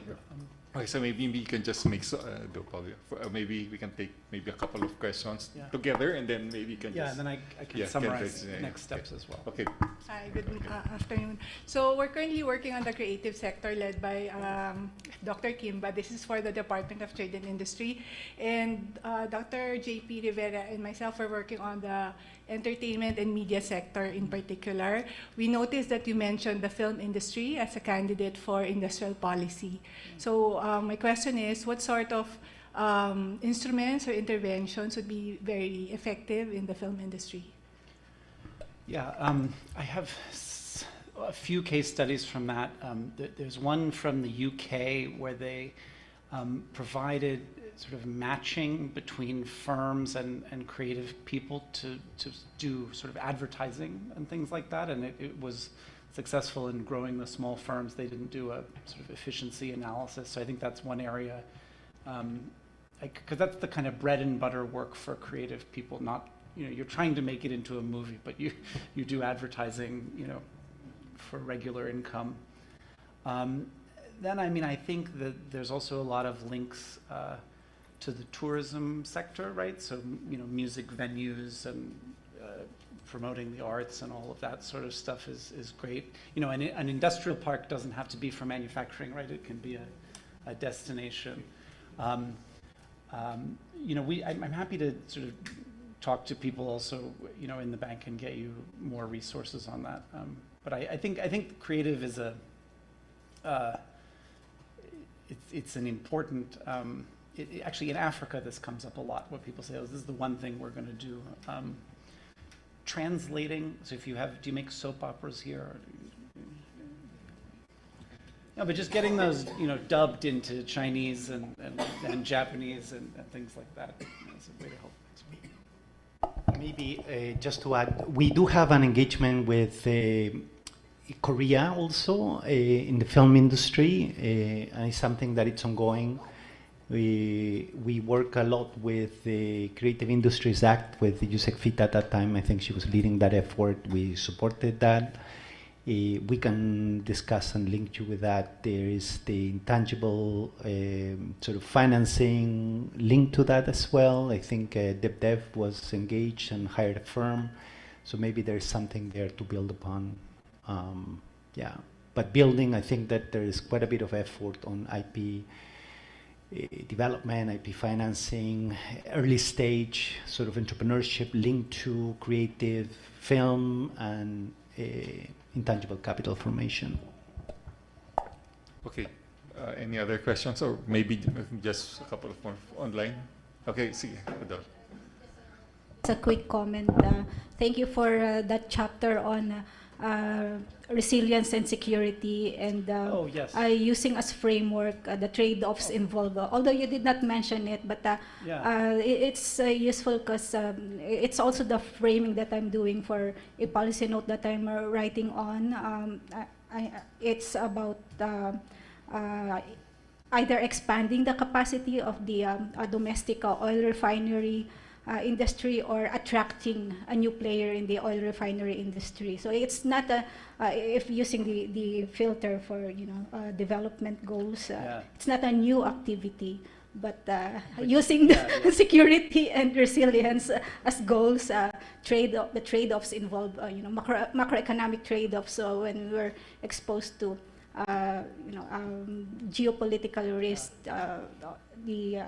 given that we only have one oil refinery, so that's the correct framing. And thanks for that chapter. That's great. I'm happy to also send you another paper that did more of that, or which we based the discussion on. Yeah. So is there any Yeah, thank you. We Donna have Lovely. quite a few questions online. Is it okay if, in the interest of time, Yeah, we'll just read email through, it? or We'll you leave still it have to time? Just read, Yeah, you know, just read 3 it. of them. Okay. and, All right, we have one from Lian Angelico de Pante. I have a question on moving up the technological ladder in industries such as semiconductors. Access to technology and know-how from lead firms abroad is often critical to moving up the value chain. However, the Philippines has remained largely concentrated in ATP, or assembly testing packaging, for decades. From your perspective, what does it take for countries to break out of this position and move into higher value segments such as design and fabrication? What are the political and institutional conditions that make meaningful technology transfer possible? And how do we encourage foreign firms to transfer tech and develop local capabilities? I think this is a great question. So I said, you know, we do have this example of Tamil Nadu in India sort of facing the exact same challenge, trying to bring in Apple production, and the way they did it was by just giving enough housing for the workers. So that was the issue there. I think I would think about, you know, exploiting what's happening in geopolitics now. I mean, the U.S. sent somebody to try to get more, you know, exports to the United States from the Philippines, and so I don't know. I'm a little skeptical of the U.S. government at the moment, but like the firms that they're with, you know, try to say what do you need to move here, and I think that's where, you know, using the investment promotion agency in particular to you know, manage those relationships is useful. I think in terms of tech transfer, so I mean the sort of classic thing is to say, you know, let's do a joint venture with a domestic firm. I don't know if the Philippines market is really, you know, especially because you're targeting exports, it's not, they may not agree to that. But in that case, you know, that we do have in the report some recommendations about how to link local suppliers, not even through local content requirements, but by having sort of a joint research hub, so where the firm, the leading investor, can come in and do some of its research locally, or help the firms develop products.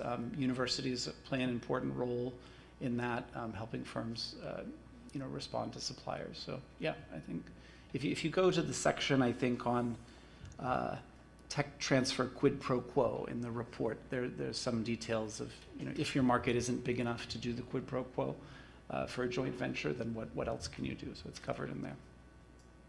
All right, we have another 3 from Andrew Poa. It's in the screen. You talk about portfolios of industries to target, just to push in that the diversification language. Can you comment on industry activities which are somehow negatively correlated in some dimensions? Number 2, what are your thoughts on the adjustment costs faced when prioritizing one industry over another? And the third is, I didn't hear so much about the role of the universities in your talk, except for some discussion about grant evaluation. Do you see other roles that universities can play in making a particular industry policy even more successful? Sure. I don't know about negative correlation, but I can say that sort of one fact is that in terms of import demand, there's a lot more variation across countries than there is within sectors. So sectors kind of grow at similar rates, you know, they may be more volatile, like in commodities and stuff, but it's countries that have shocks. So if you are diversified in terms of industries, you get kind of more of the risk diversification from having different countries that you export to, relative to the you know, more industries, but say all to one customer like the United States. Adjustment costs, I mean, I think that one of the key things about the public inputs is that they are tailored, but for all firms can access them. So maybe, you know, we have an industrial park focused on one thing, you know, but there's also an industrial park that's available for anybody in manufacturing. And so from that sense, if you use these public inputs and don't make them too restrictive, there are less adjustment costs because you're not really prioritizing one industry or another. The big adjustment costs will come in when you have a subsidy for one industry, and then it's hard to remove, for the reasons that you described. And then finally about the universities. So there's a case study in the report about an organization called Suisse in Switzerland, where private firms and universities partner for a joint research project. The private firm funds the research, but then the university brings, some of its laboratory capacity or something like that, and the government gives a small amount. So it's sort of making sure that firms are investing a little, on their own to prove that it's something that they value, but also making sure that they're working very closely with the researchers in the university, so that the researchers are focused on an applied problem. So I think that's in it's either in the section on innovation subsidies or the section on innovation agencies. Chapters 3 or 4 or 5. Right, we have another one. Is it okay? Last or, This is the last one. I'll be quick. Just a comment. Yeah, this is from Dr. Au.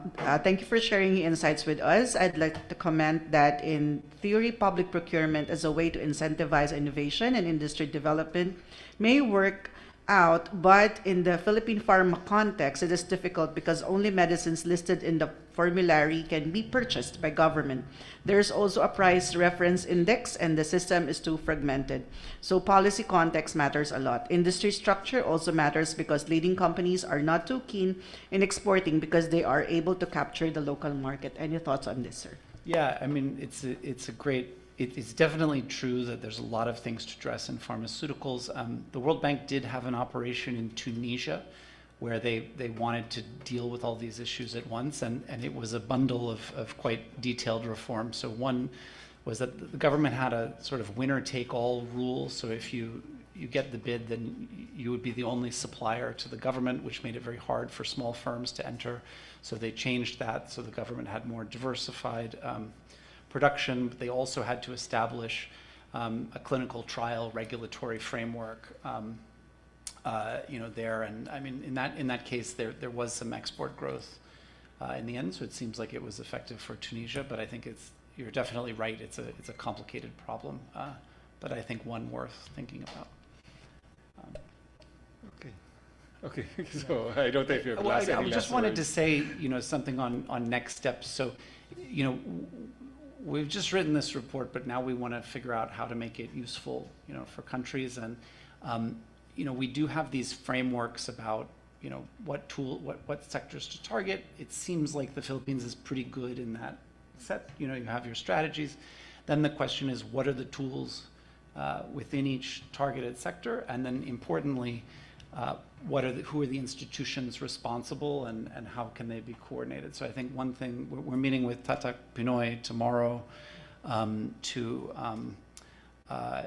see if maybe we can do some diagnostics to get a better sense of what all the policies are out there and how they're being targeted, and then maybe hopefully improve that a little bit. I think I'm in the research department, so I'm always keen to write research papers if you have data, and ideally an industrial policy that happened 5 years ago, so we can look at the effects. So that's something I'm also keen to discuss. But yeah, I hope we can work together and keep talking as we take this forward.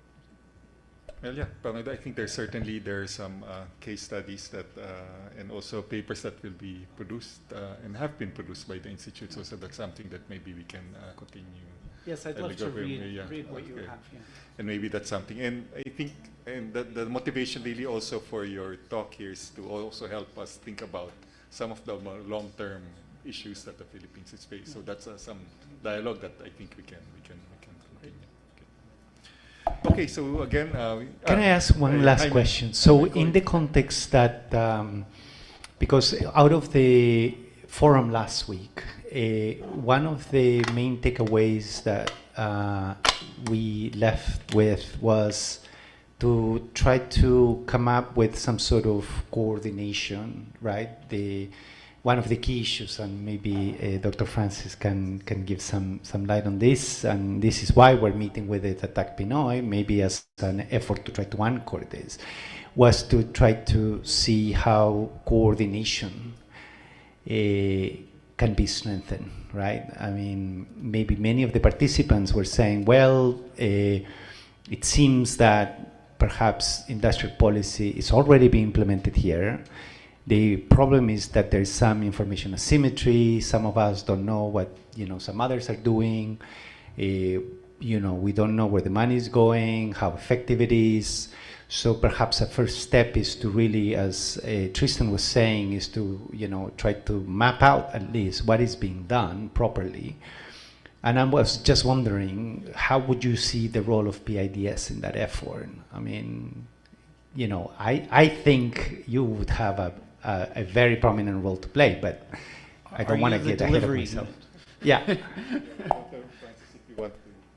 I think there are certain sectors that we actually are able to look at. For example, I said earlier, the creative industry sector, well, also in agriculture. So there are certain industries that we can have a deep dive. I mean, so that's maybe something that maybe we could, if looking at the Tatak Pinoy sectors, there are some of them that are already listed there. But I don't think we cover all. So if there's some dialogue that's needed or inputs, I think the research staff are here. Or the what if the effort entails rather than sectors? Because as Tristan was saying, it seems, and we heard during the forum last week, it seems that the Philippines are really good at prioritizing sectors, and there's quite a bit. I mean, Tatak Pinoy is one, but I mean, if you ask, PDP has already identified sectors. I mean, DepDev, yeah, right? There's quite a bit. So it seems that the challenge on that front perhaps is already being redressed. If the challenge perhaps is more on mapping the type of policies, right? Tristan in this book came up with a very nice typology. If we were to, maybe put the existing policies in the Philippines under that typology and see whether, the ones that have been used and the ones that aren't, right? And really go granular and maybe tag money and which agencies are advancing which ones, right? And maybe start analyzing that and then go perhaps from the policy to the institutions, right? Or the agencies. Would that be an area where PIDS would be interested in working with us or with DepDev and DTI? It's like, it's like a full power report. I'm looking at the diagnostics and then also trying to map out the institutions as well. Yeah, I think will be open. And I think in the middle income, that's something we need to do. I think it can also become a background paper for the middle income trap paper. That before we even proceed to developing the strategies for middle income, we try to assess what has been done and what are the strategies and what's the coordination issues. As mentioned earlier in last week, we have all these reports or plans, NIASD, the creative sector development plan, export development plan, all these development plans, and then you add to that the strategies to support the Luzon Economic Corridor. It's in a different space altogether. So with all these things, we have a list of strategies, and then maybe DBM would also be interested in which ones are we funding, which ones are missing some implementation arms, and then also in terms of government champions.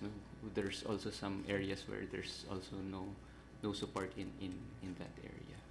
So yeah, I think we can also do that.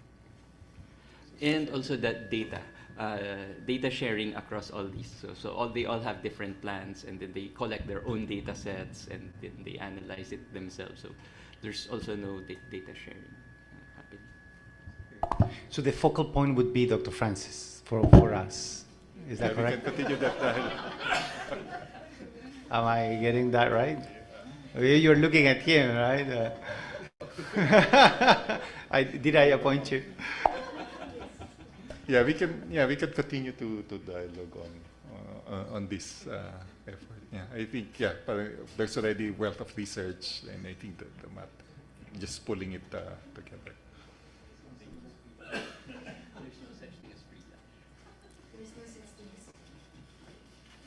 Okay. Again, okay. Before we end, again, we like to thank again Tristan and also the World Bank team, Jaime and Gonzalo. Clarissa was here also earlier, for the presentation. It very insightful, food for thought also for the work that we're doing.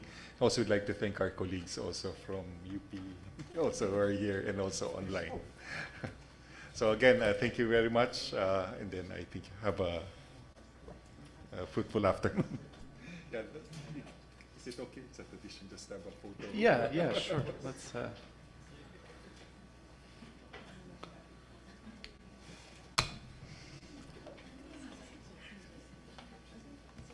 need to make sure I get these photos. Yeah, you need to get them.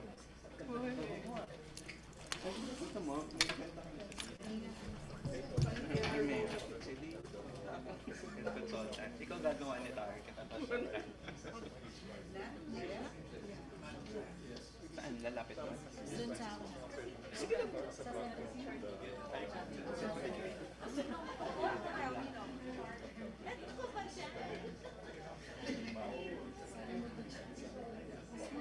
Biglang ako.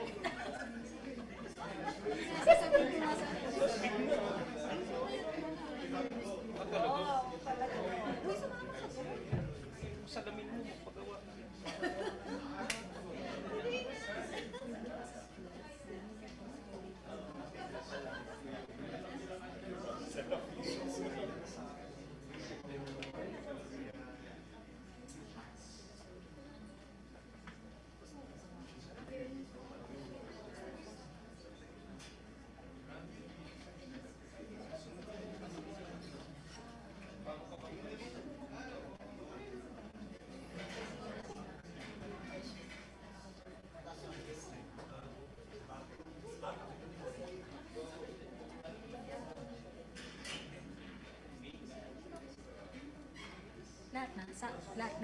Lahat na?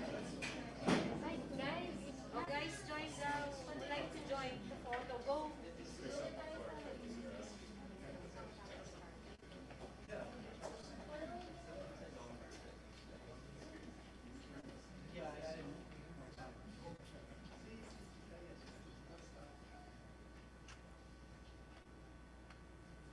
Okay. Medyo, ano tayo? Hindi. Palit. Ayan. Sige po. Move tayo.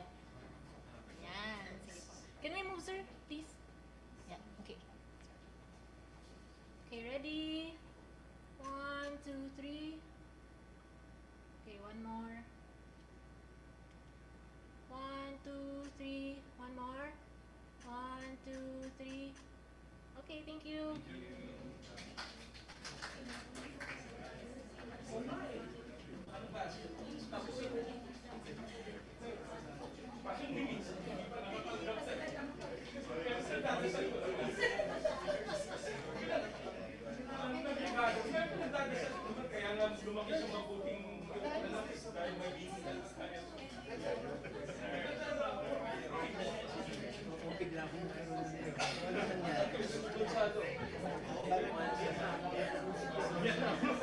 Recording stopped.